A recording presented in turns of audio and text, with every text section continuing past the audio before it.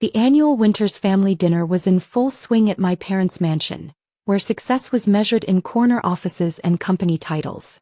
I sat quietly at the far end of the table, listening to my family brag about their roles in Winters Industries, the company my grandfather had built.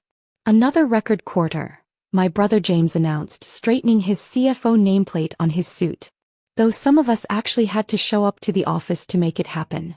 The dig was aimed at me, of course. The daughter who couldn't handle corporate life and worked from home. The disappointment who'd walked away from her VP position 3 years ago. "Emily, dear," my mother's voice dripped with fake concern. "Still doing that? What do you call it? Remote consulting?" "Something like that," I replied softly, checking my phone under the table. Another message from my team. "Final paperwork ready for signing. Operation Winter Storm is go." "You know," my father added, swirling his expensive scotch, "there's still a position waiting for you at Winters if you ever decide to rejoin the real business world. Even in HR or marketing." My sister-in-law Charlotte snickered. "Though you'd have to actually come to the office. And dress properly." She gestured at my simple black sweater and slacks, so different from her designer outfit. If they only knew I was wearing the same outfit I'd worn while negotiating the secret purchase of their company's controlling shares. "I'm comfortable working from home," I said mildly. "It suits my style." "Style?" James laughed. "Running some little online business is hardly style, sis. While you're playing entrepreneur, we're running a billion-dollar company." I bit back a smile, thinking of the documents waiting for my signature. Documents that would make me the owner of that billion-dollar company. "How much do remote consultants make these days?" Charlotte asked with exaggerated curiosity. "Enough to afford a real office?" "I manage," I replied, thinking of my penthouse office overlooking the city, the one they'd never seen because they'd never bothered to ask what I actually did. My phone buzzed again. "Stock purchase complete. Ready for final phase." "Well," my father raised his glass, "here's to Winters Industries, a real company run by real executives who understand the value of tradition and proper business practices. The same traditions that had made the company vulnerable to a silent takeover. The same practices that had left gaps in their security wide enough for a patient investor to slip through." "Speaking of the company," James started, "we should discuss the upcoming board meeting. The one Emily never attends. Because she's not a real executive anymore," Charlotte finished with a smirk. "Just a, what did you call it? Remote worker." My phone lit up with an urgent message. "Ms. Winters, the transfer is complete. You now own 51% of Winters Industries. Congratulations." I took a sip of water, hiding my smile. 3 years of careful planning, of letting them think I'd failed in corporate life, of building my empire in secret while they mocked my choices. "Actually," I said quietly, "I think I'll attend this board meeting." The table went silent. My father's scotch glass froze halfway to his lips. "You?" James sputtered. "But you're not even in the company anymore." "About that." I pulled out my tablet, pulling up the documents that had just been finalized. "I think you'll find things have changed." "What do you mean?" my father demanded. "Maybe we should discuss the fact that Shadow Peak Ventures just acquired a controlling interest in Winters Industries," I said calmly. "Or should I say my company just acquired a controlling interest?" The silence that followed was absolutely perfect. Sometimes the best revenge isn't just proving them wrong, it's buying the empire they thought you couldn't handle. And I was just getting started. The chaos that erupted at the dinner table was spectacular. James knocked over his wine glass, Charlotte's perfectly maintained facade cracked, and my father's face turned an interesting shade of purple. "What do you mean your company?" he demanded, his voice shaking. "Shadow Peak Ventures is a multi-billion-dollar investment firm." "Yes," I agreed calmly. "The one I built while you all thought I was playing entrepreneur from home." My mother grabbed her pearls, a nervous habit from her socialite days. But that's impossible. You've been doing nothing for 3 years." "Actually," I pulled up more documents on my tablet. "I've been quite busy. Building an investment empire, acquiring undervalued companies, and watching Winters Industries make exactly the mistakes I knew you'd make." James stood up so quickly his chair toppled backward. "This is a joke. Has to be. Shadow Peak is run by E.W. Stone.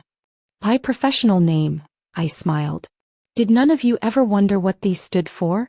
Emily Winterstone. I took Mom's maiden name for business. Didn't want any family connections clouding my success. My phone buzzed again. Legal team ready to proceed with management changes. Charlotte's designer heel tapped nervously against the marble floor. But you work from home. In sweatpants. You missed the last 3 charity galas. Because I was in Tokyo closing a $1 billion deal, I replied. Amazing how much work you can get done when you're not worried about being seen at the right social events. Daddy, James turned to our father desperately, do something. She can't just take over. My father was staring at his phone, no doubt seeing the flood of urgent messages from the board. It's legal, he whispered. She really did it. She bought us out right under our noses. While you were all laughing about my little online business, I added, I was building something bigger than Winters Industries could ever be. Shadow Peak Ventures owns companies across 3 continents. Winters is just the latest acquisition. But why? My mother asked, her voice small. Why didn't you tell us? I leaned back, remembering all the family dinners where they'd belittled my choices, all the snide remarks about working from home, all the times they'd dismissed my success because it didn't fit their corporate mold. Because, Mom, you never asked. You were all too busy assuming I'd failed to notice I was succeeding. Too focused on corner offices and designer suits to see that real power doesn't need to show off. My phone lit up with another message. Board members requesting emergency meeting. Rumors of management changes causing panic. Now, I stood up, smoothing my simple black sweater. I have a company to run. Several, actually. The board meeting tomorrow should be interesting. You can't just walk in and take over. James protested. I'm the CFO. For now, I replied softly. Though you might want to review your performance records. Shadow Peak has a strict policy about merit-based positions. No more promotions just because of your last name. Charlotte's face crumpled. But the company parties, the social events, our positions, will all be evaluated based on actual business value, I finished. Amazing how much money you save when you cut out unnecessary executive perks. My father finally found his voice again. Emily, please. We can discuss this as family. Family. I raised an eyebrow. Like how you discuss my career choices. Or how about when you told the board I couldn't handle corporate life? We were trying to help, my mother protested. No, I corrected her gently. You were trying to control. To force success to look the way you wanted it to look. Well, guess what? Success doesn't need designer labels or corner offices. Sometimes it works from home in sweatpants, building an empire while you're not watching. I gathered my things, preparing to leave the dinner party I'd just demolished. Oh, and James? About those record quarters you were bragging about. Wait until you see what happens when someone who actually understands modern business takes over. The silence that followed me out was sweeter than any dessert they could have served. Sometimes the best revenge isn't just proving them wrong. It's buying the company they thought you couldn't handle and running it better than they ever could. And I was going to enjoy every minute of it, working from home in my sweatpants, of course. The next morning, I walked into Winters Industries headquarters for the first time in 3 years.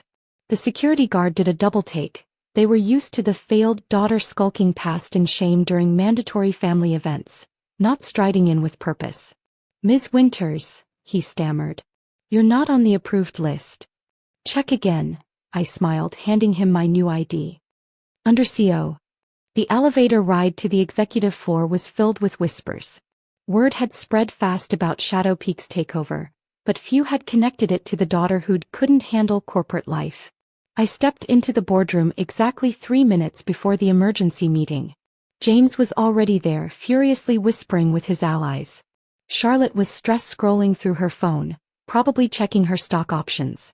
My father sat at the head of the table, his chair for the past 30 years. Good morning, I said quietly. The room fell silent. Board members who'd dismissed me for years suddenly couldn't look away. You can't sit there, James blurted as I approached our father's chair. That's the CEO's seat. Exactly. I placed my laptop on the table. Dad, I believe that's my chair now. The look on his face as he stood up, as if his whole world was shifting, almost made the past 3 years of underestimation worth it. Now, I opened my laptop, Let's discuss the changes Shadow Peak will be implementing. Changes. Charlotte's voice cracked. What changes? I pulled up the first slide of my presentation, Winter's Industries Restructuring Plan. First, I began, we'll be conducting a complete audit of all executive positions. Performance reviews, contribution assessments, merit evaluations. No exceptions. James's face paled. But we're family. Funny how that word only matters when you're afraid of losing something, I noted. Was I family when you told the board I was emotionally unsuited for executive work? My phone buzzed, another message from Shadow Peak. Additional acquisitions ready for review soon. Second, I continued, all executive perks will be immediately suspended pending review. That includes the private jets, the business development, spa retreats, and yes, Charlotte, the monthly shopping allowance. She actually gasped. Third, we'll be implementing a modern work structure. Including, I paused for effect, remote work options for all qualified employees. But that's not how business is done, my father protested. No, I corrected, that's not how you did business. While you were all clinging to outdated traditions, I built a global company without ever needing a corner office. Turns out success doesn't require a designer suit and a mahogany desk. I pulled up the next slide, Shadow Peak's portfolio. The room went quiet as the numbers appeared. That's billions, one board member whispered.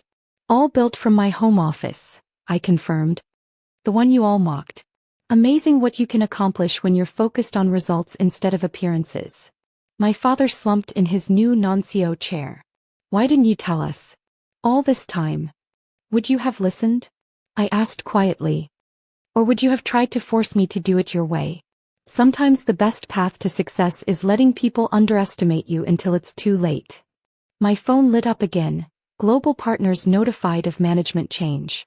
Stock up 30%. Now, I stood up, smoothing my simple black sweater. I have an empire to run. Those who want to be part of Winter's Industries' future can adapt to our new merit-based culture. Those who don't. I glanced at James and Charlotte. Will find their severance packages generous. As I walked out of the boardroom, my boardroom now, I couldn't help but add one final touch. Oh, and James, the coffee machine in the break room needs refilling. Since you might need to learn some new skills. The look on his face was priceless. Sometimes the best revenge isn't just taking over the family empire. It's showing them that success doesn't need their approval to change the world. And I did it all from my home office in comfortable clothes, building something bigger than their traditions could ever imagine. Because sometimes, the biggest power move is letting them think you've failed until you own their definition of success.